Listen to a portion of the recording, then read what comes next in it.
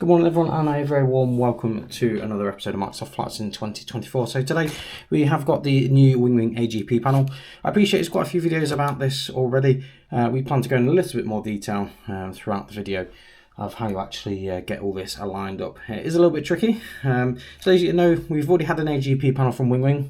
I did record a video, however it wasn't very good quality, so we decided to redo it, and it happened to be that basically the initial AGP panel developed a fault with the LED, which is just one of them things. The Winwing support overall has been really good. Very much just before Christmas as well. It was here within a week of me reporting the complaint. The only downside is I had to destroy the entire whole unit before I could get the new one, but I kind of do get it because they don't want people selling on products, because you could have sold it on quite easily, to be honest. But I do get why they've done that. So just to talk you through the unboxing. So as you'll see, I have semi-looked at it just to make sure it's all okay. On top you'll get the USB A to C cable with a 90-degree angle, which is lovely for this sort of stuff. Just double checking. If we bring this down, and then you guys can see it a little bit better. So you'll see you've got the quality control certificate. I would recommend keeping that because they did ask to see that with the previous device. They weren't too fussed if I didn't have it, but it just helps them with the claims process if anything does happen. Next thing here is the Winwing. So this is part of the landing gear panel, and it's actually a really neat feature that Winwing decided to add. So depending on your configuration, I don't pretend, well, at the moment I'm not using this. Maybe going forward we may use it. This is designed for cockpit builders, so you can actually have the landing gear panel mounted in this with a nice sturdy, it is plastic, but it's a nice sturdy plastic panel, and you'll see shortly it all clips into the landing gear. We're not actually using it in that configuration, we're going to use it in a different configuration, but that's an option that they give to you. Next thing here, we've got the nuts and bolts. So this pack of nuts and bolts are to attach the landing gear to the unit, and there's a few extras as per usual, a couple of cable clips, and away you go. The second pack of screws, this is designed for the metal bars that come with the product. So this has got the sliding mechanism bars, and you'll see shortly how they all work. As usual, you get your sticky dots. 2 packs of sticky dots, which are useful sometimes, to be fair. And then the usual pack of Allen keys, which come with pretty much every Winwing product. I've had to develop a toolbox, or actually buy a toolbox to put all these new Allen keys in, but it is really helpful, to be honest. Just chilling in the top of the box here, we've got a couple of plastic panels. So this is designed for different mounting options. Personally, we won't be using these. These are designed for flush mounting, as far as I'm aware. And then the main event. So the next tray, let's just get the next tray out of the box, is the main panel itself. So it all sort of sits in the middle. There is another panel below as well, which we will show you. So as we said, we've got this landing gear panel. So this is the Winwing landing gear. We'll just open this up and you can see it. This is full metal configuration, really sturdy, to be honest. And obviously you've got the cable there to connect it to the main unit. But yeah, really sturdy. It also lights up as well. It has some LEDs built into it, and obviously backlighting as well. So when I had this other panel, I did explain that these can mount into one another. I'm not sure exactly how they're mounted, but I would assume it's something along these lines. But yeah, basically, effectively this mounts together exactly like that. Maybe the other way actually. I'm not 100% sure how these all mount, but like I say, we personally, there you go. So it mounts on this orientation, and that's how it mounts in, and then it attaches through the side. As you can see, you've got 2 places to put bolts in on the side. Obviously we're not going to be using it in that configuration, but we'll pop this to one side for the minute. And then we've got the main actual AGP panel. So these are actually really nice. Obviously I've seen the inside of one of these, and they're very well built, I'll give you that. There's basically 3 layers of circuit boards with all these. But no, they're really good. Obviously I've not tested it out, I haven't took it out of the packaging yet. So what we'll do is we'll take it out of the packaging as I hit my hand on the desk. And there you go. So this is the actual main panel. It feels quite sturdy. It's not particularly heavy or anything. It's got a nice little screen protector over that, which will come off once everything's installed. We've got all of our auto brake panel, landing gear indicators, the brake fan. So this is where I had an issue with my last product. Basically was with the brake fan. the on button initially did work, and then it didn't work after a few weeks. And I'm not too sure why. And like I said, the process was fairly easy getting it all done. The navigation and your nose wheel steering as well. Navigation display, terrain warning, should I say. And then you've got your chronometer on here. On the side, you'll notice you've got big grooves down the side here. So this is one method of how the landing gear attaches. So this is how we'll have it, is in this configuration here. That you see, you've got 2 mounting points here. There's none on this other side, though you can mount the landing gear on the other side, I believe. On the back here, you've got a few other mounting options as well. You'll see this from the different screws that are here. These first 2 will be how the plastic brackets, which I'll show you in a minute, mount. You've got the USB-C port, and then this is the port that you plug the landing gear into, with a nice little trim that runs around everywhere. So one thing I would say is don't take this product apart. Unless you're very good at putting them back together. I know certainly from obviously testing the fault with the last one with Winwing support, and they gave me a manual. It was still quite complicated, and it literally, there's bits that fall out here, there and everywhere. So I wouldn't recommend taking it apart. Obviously you can if you want, but it will invalidate your warranty. But yeah, that's where we end up with that. So that's the main panel. Let's move on to the next layer. So I'll just leave that to one side for the minute. And the last layer of foam that's in the box basically is your mounting options. So you'll see here that you've got 2 plastic mounts. So that is how you mount it in an upright fashion. So it'll have these back mounts to keep it upright. And then you've got 2 rails here. So these 2 rails basically work as you'd expect. So this device will basically sit on the rails, and then we can have the eCam in front of that as well. Obviously I've got quite a fortunate situation with the fact I've actually got 2 of these rails now. So we'll just have to see how that all mounts up properly. I did find it was very fiddly the first time mounting these up. I may find it a little bit easier this time, but we'll show you as we go through. But yeah, these are just literally the plastic mounts that sit either side. And give you that flush feeling. So 2 screws in each, and fairly straightforward, to be quite honest.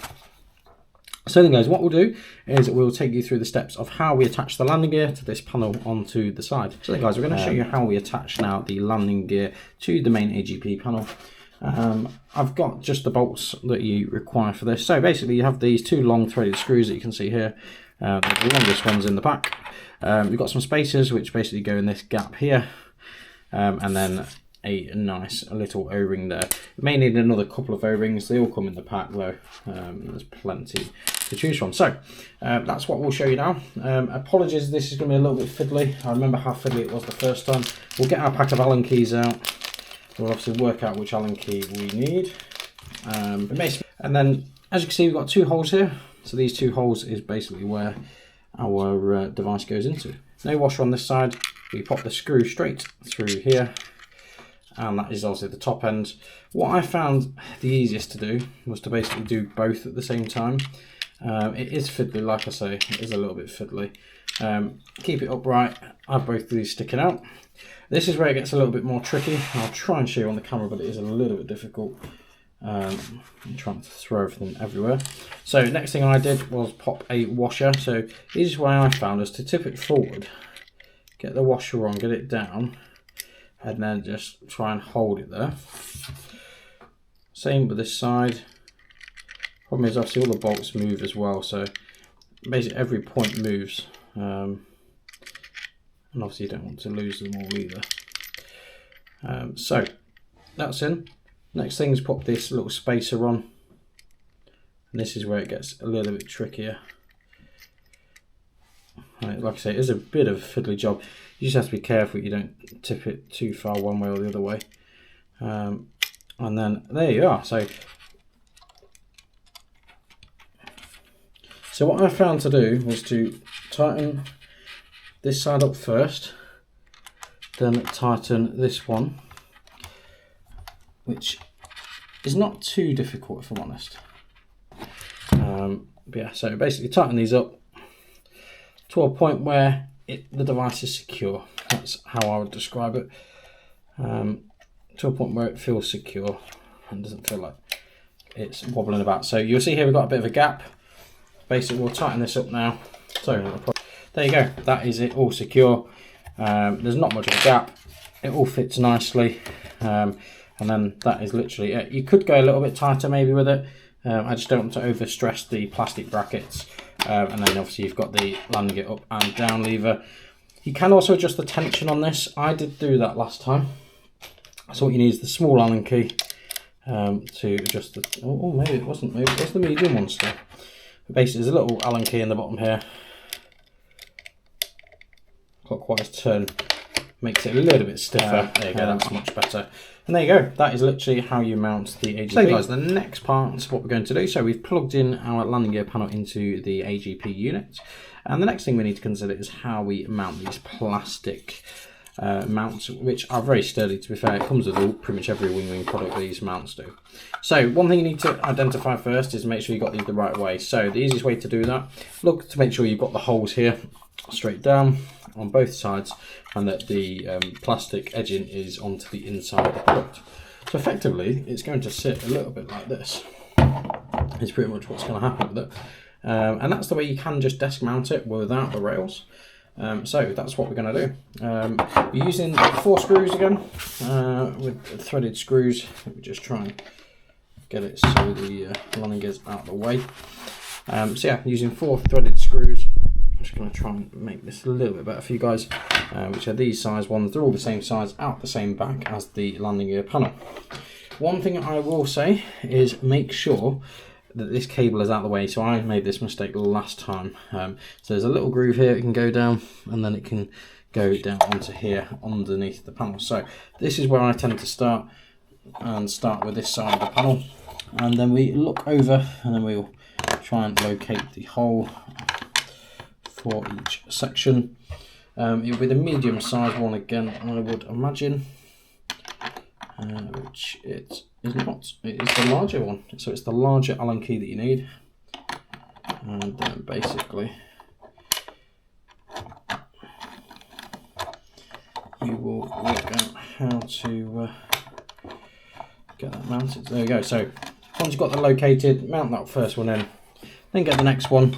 I personally pull these all the way so they're flush with the unit, but what you can do is just get the bolt onto it first, get that located correctly, and then you can adjust the bracket up and down as you wish. Okay, so that is that. So that would be my suggestion, and then tend to be what I tend to do is keep it flush with the bottom of the unit. So if we try and keep it nice and flush here, and then we will just tighten these so they're a bit more secure. We'll do the same with the top end, and basically we'll just repeat on the other side. A little bit of tension just to make sure it bites nicely. One thing you could do, I personally don't bother, is use a couple of little washers as well. I personally don't bother. These units don't slip, but that would be what Winwing would suggest to do. So the next thing to do is the same on this other side, as I'll show you. You need to locate the mounting holes for it, which are going to be just here. And there you go, we've got the holes here. We'll get them mounted.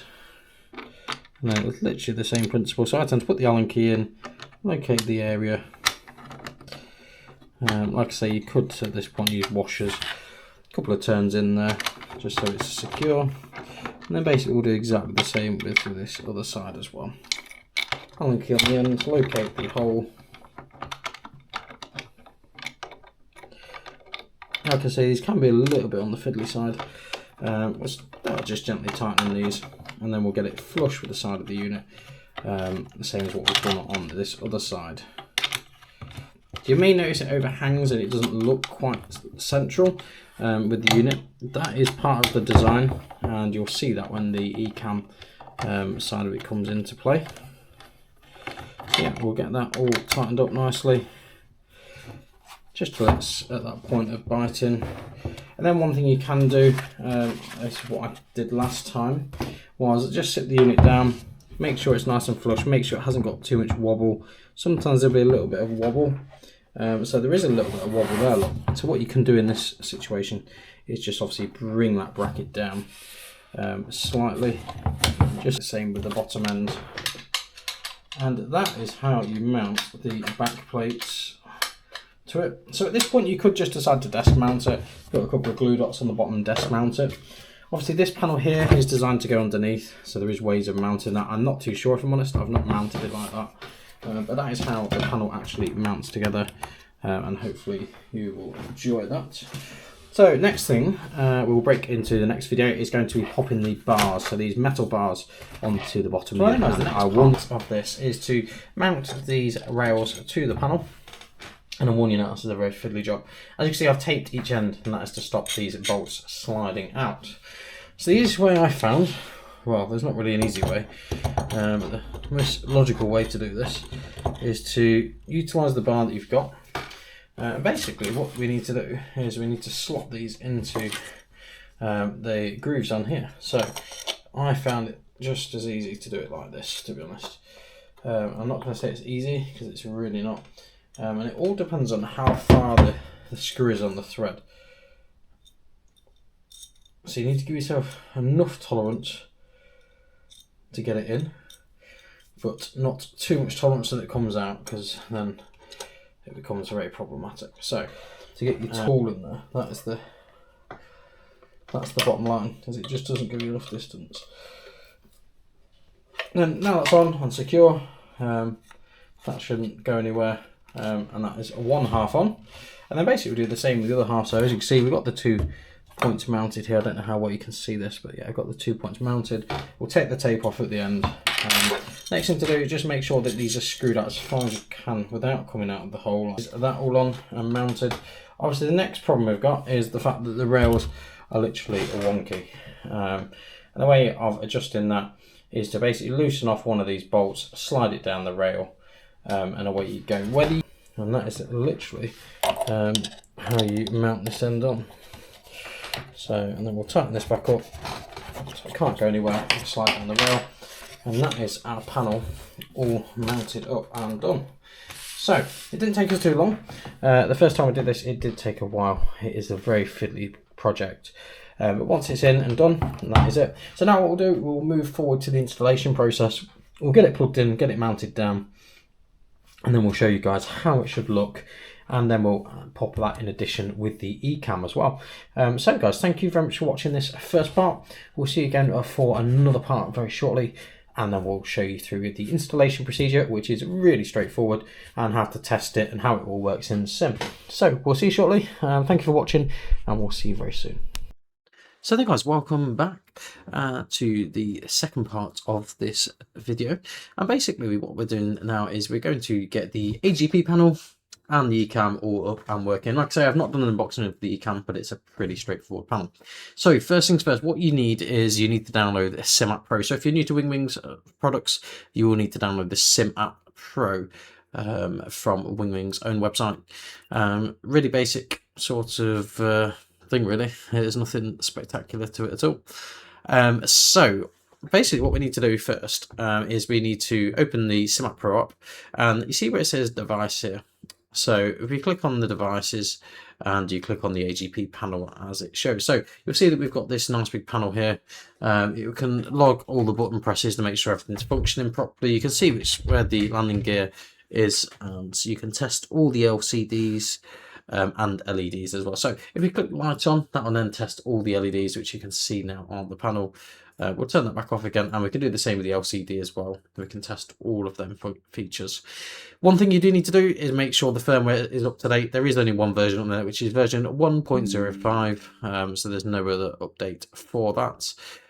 The next option is to move to calibration. So the only thing realistically we need to calibrate is the landing gear switch. So what we do is click start calibration for the landing gear switch. It wants you to put it in an up position and down position 2 times, and then click complete calibration, and then that is all done. So if we go back to the test mode, you can see it is in the right orientation there.